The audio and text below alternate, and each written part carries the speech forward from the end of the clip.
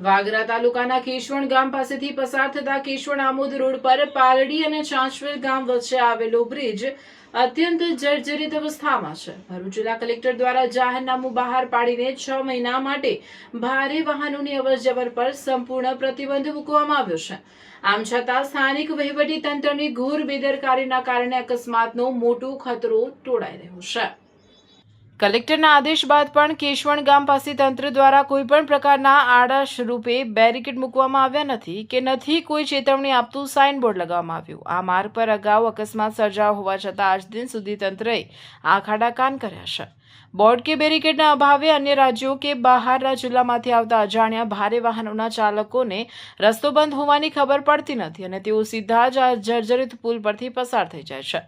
સ્થાનિકોની માંગ છે કે તંત્ર તાત્કાલિક જાગે અને રસ્તા પર જીઆરડી જવાનો તૈનાત કરે અથવા મજબૂત બેરિકેડિંગ સાથે મોટા અક્ષરે બોર્ડ લગાવે જેથી બહારથી આવતા વાહનોને રસ્તો બંધ હોવાની ખબર પડે. જો સમય રહેતા પગલાં નહીં લેવાય તો ભૂતકાળમાં બનેલી ગંભીરા બ્રિજ જેવી મોટી અને ગંભીર દુર્ઘટના અહીં પણ સર્જાઈ શકે છે.